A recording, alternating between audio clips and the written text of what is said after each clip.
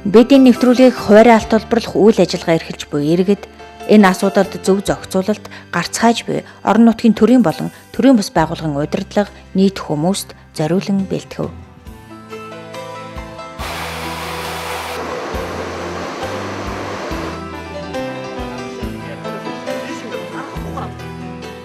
Тогтвортой бичил уурхай төсөл, тогтвортой хариуцлагатай үйл ажиллагаатай бичил уурхайн загварыг бий болгож, тэдний хөгжлийг дэмжих зорилготой үйл ажиллагаа явуулаад 4 жил болж байна. Одоогоор Баянхонгор аймгийн 2 сум, Төв аймгийн Борнуур, Сэлэн аймгийн Мандал гэсэн 4 газар үйл ажиллагаагаа төвлөрүүлэн явуулж байна. Юуны өмнө орон нутгийн иргэд хаамаа иргэдийн өөрсдийнх нь санаачлага маш чухал. Дээрээс нэмээд орон нутгийн удирдлагуудын дэмжлэг маш сайн байх ёстой. Орон нутгийн иргэд өөрсдөө санаачлага гаргаж ирээд түүнийг орон нутгийн удирдлагууд дэмжиж байгаа гэсэн илэрхийлээ бидэд гаргаж ирж чадах юм бол бид нар хамтран ажиллахад бол бэлэн байдаг.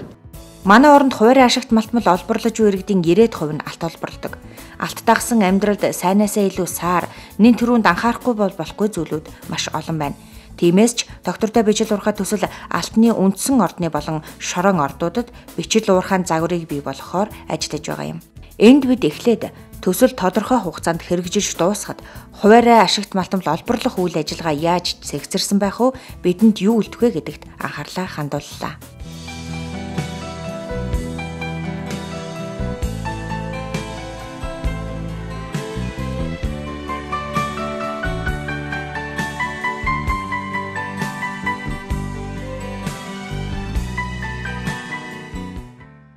Иргэдийн хуваарийн алт олборлох үйл ажиллагааг цэгцтэй, үр ашигтай, албан хөдөлмөр болгоход хамгийн түрүүнд дараах анхан шатны гэж болох өгтөр нөхцлүүдийг бүрдүүлсэн байх зайлшгүй шаардлагатай юм гэдгийг тогтвортой бичил уурхай төслийнхэн хэдэн жилийн ажлын туршлагадаа тулгуурлан онцолж байна.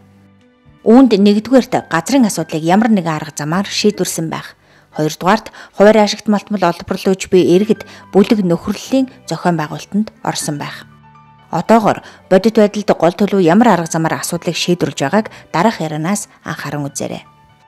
Нэгдүгээрт нь төр журманд заасанчлан 3 талын гэрээг хийх замаар шийдвэрлэж байгаа. Энэ 3 талд ямар 3 тал оролцож байна вэ гэхээр нэгдүгээрт бол тухайн газрын лицензийг эзэмшигч том компани, нөгөө талаас тухайн газар ажиллаж байгаа хаамаа иргэд. Гэхдээ хаамаа иргэд маань зохион байгуулалтанд орсон байх ёстой. 3 дахь талаас нь орон нутгийн захиргаа. Энэ 3 тал хамтарч газрын асуудлыг шийдсэн байх ёстой. 3 талын гэрээгээр шийднэ гэсэн үг. Энд бол хаамаа иргэд санаачлага гаргаад орон нутгийн иргэдийн төлөөлөгчдийн хуралдаа хүсэлтээ илэрхийлээд тэгээд сумынхаа удирдлагуудаар дамжуулж тухайн том компанитай ярьж 3 талын гэрээ байгуулах замаар шийднэ. Энэ арга зам бол хуваарийн ашигт малтмал олборлох үйл ажиллагааг зохицуулах засгийн газрын төр журамд заагдсан. Журмаарч заагдаагүй бас нэг арга зам байна. Томоохон уурхаан эзэмшилд байсан газрыг газрын асуудлыг шийдвэрлэх эрх бүхий төрийн төв байгууллага, орон нутгийн удирдлага, хаамаа иргэдийн нөхөрлөл хоорондын зөвшөлтсөл гэрээгээр эзэмших. Нэлийн төвөгтэй арга байж байгаа. Энэ нь бол хэрвээ тухайн газар нь ямар нэг томоохон компанид лицензгүйгээр зурсгал байж байгаа тохиолдолд хэрэглэгдэх арга байж байгаа. Энэ нь тухайн газраас лицензтэй явж байгаа том компани цуцлагдаад гараад явчихсан тохиолдол бол хэрэглэгдээд байгаа юм. Үүн дээр бол хаамаа иргэд өөрсдөө мөн л иргэдийн төлөөлөгчдийн хуралдаа хүсэлтээ гаргаад тэгээд иргэдийн төлөөлөгчдийн хуралд тухайн газрыг орон нутгийн хэрэгцээнд авлаа гэсэн шийдвэрээ гаргах ёстой. Ингэж шийдвэрээ гаргахны дараагаар бол хаамаа иргэд бол тэнд ажиллах нөхцөл нь бүрдэж байгаа. Гэхдээ энэ бол тодорхой үе шаттайгаар явагддаг. Тухайн хүсэлтийг иргэдийн төлөөлөгчдийн хурал шийдвэрлсэний дараагаар сумын засаг дарга хэрэгжүүлнэ. Мөн тухайн шийдвэрийг төв орон нутгийн ягийн чиглэлийн байгууллагуудад бас хөргүүлэх ёстой. Ашигт малтмалын хэрэглэх газар хөргүүлнэ. Ашигт малтмалын хэрэглэх газар энэ дагуу энэ мэдээллүүдийг бас авсан байх ёстой. Энэ тухайн орон нутгийн хэрэгцээнд шилжсэн байна гэдэг. Ийм замаар бол бид нэр газрын асуудлыг 2 арга замаар шийдэж байна. Хаамаа нарч бас ол зомгүй ахиухан байлгахыг бодно. Хэн нэгний хаягдал, юмтаа үгэн тодорхойгүй газар ухаж цаг хугацаа хөдөлмөрөө гарцдахыг бодохгүйг нь буруутах аргагүй. Гэхдээ энэ арга замаар асуудлыг шийдэх хууль дүрэн байхгүй. Төслийнхний дэмжлэгч хэрэг болохгүй. Зөвхөн хуваар ашигт малтмал олборлогч иргэдийн зангидсан гар шиг эвнэгдэл, ашиг сонирхол, тэгээд дээр нь орон нутгийн удирдлагын зөв ойлголт, зохицуулалт энэ асуудлыг нааштай шийднэ. Газрын асуудлыг ярьж эхлэхэд хуваар ашигт малтмал олборлогч иргэд зохион байгуулалтанд орсон байх ёстой. Тиймээс дараагийн өгтөр нөхцөл зохион байгуулалтанд орж бүртгэгдээгүй нөхрөл бүлгүүдийг үүсгэх. За зохион байгуулалтанд орох ёстойг бол бид нар заавал шаардаад авах. Бид нар нийгэмд газрын асуудлыг шийдсэний дараагаар бол хаамаа өргөдөг яаж зохион байгуулалтанд оруулах уу, яаж хүсэл зоригоо илэрхийлэх үү, яаж бүртгэгдээгүй нөхрөл болгонд зохион байгуулах уу. Энэ нь юунд үндэслэгдэх юм, зөвхөн хүмүүс хоорондоо нэгдэх юм уу, ямар ашиг сонирхлоор нэгдэх, энэ бүдийг бол бид нар зөвлөгөө өгнө. Тэгэхдээ газрын асуудлыг шийдэхэд заавал зохион байгуулалтанд орсон байх ёстой болохоор зохион байгуулалтанд орсон байх маань өөрөө өгтөр нөхцөл болчиход байгаа юм. Хаамаа өргөд зохион байгуулалтанд ороогүй цагт газрын асуудлыг сум орон нутгийн өдөр заяагаад шийдэж чадахгүй. Тэгэхээр өөрөө автоматар гарч ирж байгаа юм зүйл байж байгаа. Хуваар ашигт малтмал олборлогч иргэд өөрсдийн үйл ажиллагааг ирээдүйтэй үр ашигтай албан ёсны хөдөлмөр болгохын тулд зайлшгүй зохион байгуулалтанд орж нэгдэх шаардлагатай болж байгаа. Цовж явсан барнаас цуглаж суусан шаазгаа дээрэ гэдэг эвлэлдэн нэгдсэн хэсгийн санал санаачлагыг бусдад хүргэдэг манлайлагч олон хүний дотор заавал нэг байх. Манлайлагч нөхрөлийн гишүүд гадаад орчин хоёрын хооронд гүүр болж чадвал хамтын ажиллагаа илүү үр дүнтэй байх болно. Тэр хуваар ашигт малтмал олборлогч иргэдийн дундаас тодорхой хэмжээний манлайлагчт нь байгаа нь бас маш их чухал болж байгаа. Тэр хүмүүс нь бол бусад хүмүүсийг одоо илүү ирээдүгээ олж хар. Тэр ирээдүйн төлөө бид нар юу хийх вэ гэдгээ тодорхойлж гаргаж ингэснээр бид нар ийм юм хиймээр байна. Бид нар хийхэд ийм зүйлийг бид нар яг өөрсдөө хийж чадна.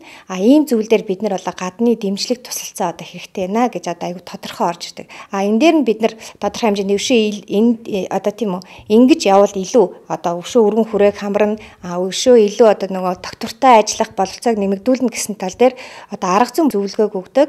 Хэрэгтэй шаардлагатай үед хүмүүсийг олон удаагийн тэр хурал цуглаанд суглуулж ярилцаж тэдний бас санал онолыг авч тэгж ажилдаг. Төслийн зүгээс эхний ээлжинд байгаль орчин хүнийхээ эрүүл мэндэд хор хөнөөлгүй техник, технологи нэвтрүүлж ажиллахад анхаарч байгаа юм. Алт олборлох үйл ажиллагааны хувьд энэ тэргүүний тулгамдсан асуудлыг зөв шийдэх чиглэл нэнэ. Тэгэхээр бид нар зохион байгуулалтанд оруулах нэг том ажил байна. Тэгээд техник технологиг сайжруулах, техник технологийн сайжруулснараа бид нар эдийн засгийн чадварыг сайжруулж байгаа. Энийг бол бид нар эдийн засгийн чадвар гэж нэрлэдэг байгаа. Эдийн засгийн чадварыг сайжруулж байна. Тэгээд хамгийн сүүлд нь бид нар байгаль орчин хүнтэй хоргоо үйл ажиллагаа явуулах байгаль орчны нөхөн сэргээх ийм үйл ажиллагаануудыг бид нар дэмжиж өгүүлж байгаа. Тэгэхээр бол төсөл хэрэгжээ дуусахад бол яг хамгийн сүүлд нь бол байгаль орчинд хоргоо үйл ажиллагаа явуулдаг, хүнтэй хоргоо үйл ажиллагаа явуулдаг, эдийн засгийн маш өндөр чадвартай үйл ажиллагаа явуулдаг. Ийм доктортой гэж яг үндсэн 3 концептыг хангасан ийм бичил уурхаар гарч ирэх ёстой. Энийг л бид нар хариуцлагатай бичил уурхаа гэж үздэг. Урд нь бид тариагаа тарьж байлаа, малаа өсгөж байлаа. Хэдэн 10-100 жилийн туршлагатай. Харин газар дэлхийгээ сэндилж алт олборлож явсангүй. Энэ үйл ажиллагаа манайда цоо шин юм. Сүүлийн хэдхэн жилдэл бүхний эхлэлийг тавьж байна. Тийм ч учраас өнгөрсөн хугацаанд төслийнхэн ямар ч огтор нөхцөлгүйгээр зөвхөн хаамаа иргэдийн санал санаачлагад дөөрүүлж, хамтарч ажиллаж, хамтдаа гарцгааж, хамтдаа бэхжиж, хамтдаа туршлагажиж ирлээ. Одоо төсөл хэрэгжиж эхэлж байгаа 4 газар загвар болох учиртай юм. Тэгэхээр бол манайх бол яг өөрсдийнхөө туршилтын цэхийг байгуулж байгаа тохиолдолд бол эхлээд хаамаа иргэдтэй яриад та нар ямар хувь нэмэр оруулж чадах юм бэ? Тэрийг яриад тэгэл тэрэнд төвшөлтөл түрээд гэрээнд гар үсэг зурсны дараагаар яг ямар гэрээгээр бид нар тохирсон тэргээрээ бид нар шууд байгуулад өөрсдөө сан үүсэлтэй юун дээр гаргах тэр ямаа гаргаад орон нутгийн иргэд юун дээр нь тусалж чадах юм. Хөдөлмөрөөр өнгөө тусах юм уу бид нарт өөр ямар тусалтай хийж болох юм тийм ээ тэднийгээ тодорхойлол тэгээд бид нар шууд туршилтын цэхийг байгуулаад явчихна. Гэхдээ туршилтын цэхийг байгуулсан дараагаар хаамаа өргөд гэрээндээ тусгаж болно. Бид нар одоо ямар тусалтай үзүүлж чадахгүй. Гэхдээ бид нар үйл ажиллагаа энэ туршилтын цэг байгуулагдсны дараагаар бид нар олсон орлоготой тодорхой хэмжээгээр нь бид бутгаж төлж болно. Ийм ч нөхцөл байж болно. Тэгэл бид нар бол үйл ажиллагаагаа явуулж ихтэн. Тэр одоо танаа төсөл хэрэгжиж байгаа үлдсэн 3 газар тийм туршилтын цэг танаа хөрөнгөөр байгуулагдана гэсэн үг. Эргээд энэ үлдэж байгаа техник технологи юм маань хэний өмч болох уу? Энэ асуудлыг яаж зохицуулах уу гэдэг дээр нь та нар ямар оролцоотой байна? За. Манайх бол Борнуурт бол туршилтын цэг байгуулчихсан. Одоо зүүн хараад яг адилхан туршилтын цэг байгуулах шатан дээрээ явж байгаа. Баян хонгорт байгаа 2 газар маань бол шорон орд учраас туршилтын цэг гэж бол ярихгүй тэнд. Туршилтын цэгийг бол бид зөвхөн үндсэн ордууд дээр яриад байгаа. Борнуурынхантай бол бид нар туршилтын цэгийг төсөл дуусны дараа яахаа гэдэг дээр бол бид нар зөвшөлтөл түрээд гэрээнд гар өсөж зурчихсан байж байгаа. Тэгээ бид нар тэр дээр энэ хөрөнгийг бол заавал төсөл бол буцааж авах шаардлагагүй. Одоо 3-4 жил бид нар ажиллана. Энэ хамтын ажиллагаа маш сайхан байж чадах юм бол тэр одоо буцааж төлж байгаа хөрөнгийг хаамаа иргэдийн хоримтлын санд бид нар үлдээнэ гэж байгаа. Энэ нь бид нар хөшөөрөг болж байгаа. Ягаад гэвэл энэ төслийг бол сайхан хэрэгжүүлье.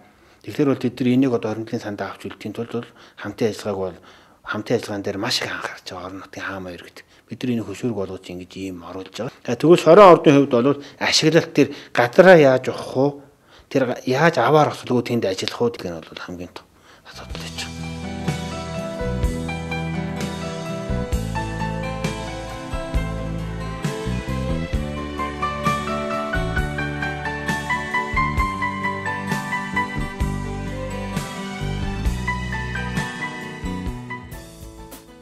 Бидний энд өгүүлж буй анхан шатны угтур нөхцүүд хангагдах боломжинд бүрдсэн газруудад төсөл хэрэгжүүлснээр өнөөдөр богино хугацаанд хин үр ашигтай бусдад үлгэр болох үе замжилтанд хүрлээ.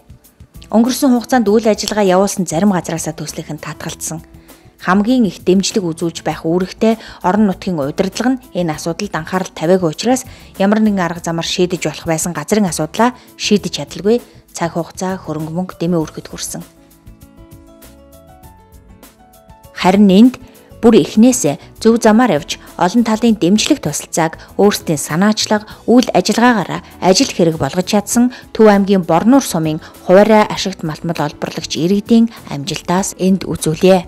Ажлынхаа байрыг авч явъя гэсэн үндсэн зорилгоо анх тавьж ирээд харин цаашдаа хинтээ яаж одоо ажиллах уу гэдэг дээр тэд нар тусалцаа дэмжлэг хүссэн.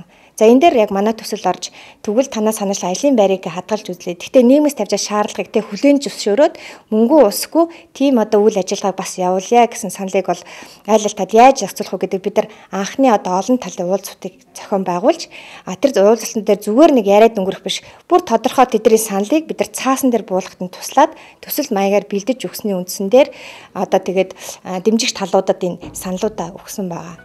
Бүх зүйл дандаа амар хялбар, дардан замаар бүтнэ гэж юу байх вэ? Борнуурынхан ч гэсэн шантрах үе олон байсан гэсэн. Өөрсдийн үйл ажиллагааг хүн байгальд хорох хөнөөлгүй, эдийн засгийн үр ашигтай болгож, эрх ашигаа хамгаалах зорилгод нэгдэн хүдрээ баяжуулах иж бүрэн цэхийн төсөл боловсруулсан. Түүнийг холбогдох хүмүүст танилцуулж, өөрсдийн санаа бодлыг ойлгуулж, дэмжлэг авч чадсанаар өнөөдөр их ажлынхаа талыг бүтээж эхлэв. Ерөн зүгээр нэг юм зөвлөгөө хийснээр юм уу те одоо нэг төслөө танилцуулснаар ажил бүтдэг гэж ойлгох юм бол тэр бол тутамгчтэй.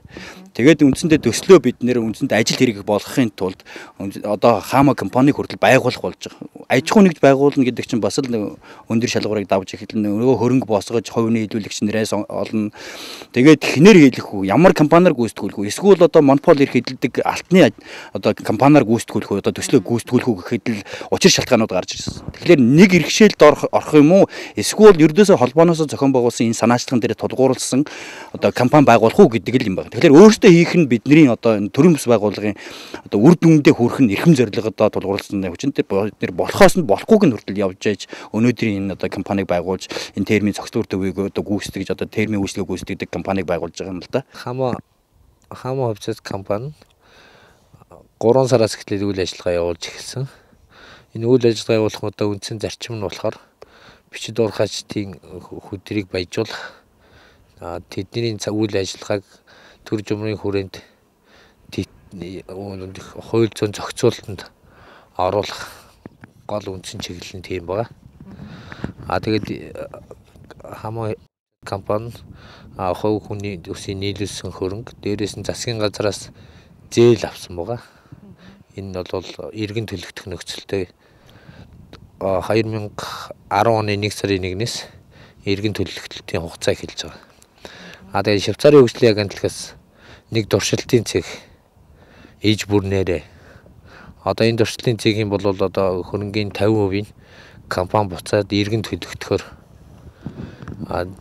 тим хөрөнгнүүдээс энэ үйл ажиллагаа явагдаж байгаа. Бор нуурын хаамун нарын газрын асуудал ч нэлээд урт хугацаанд зөвшөлтсөлд хүрч байж шийдэгдлээ. Бороо Gold компанийн эзэмшлийн сүжигтийн уулын үндсэн ордын 50 гаруй га газарт олборлолт хийх гэрээ байгуулан ажиллаж байна.